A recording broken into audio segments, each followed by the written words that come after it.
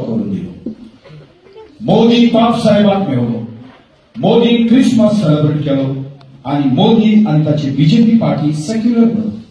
जरी तर BJP party secular जाल्यार आता कातारां नायकात तांणी आमकां क्रिस्तांवांक कितले दुबाळे दिल्यात पळय.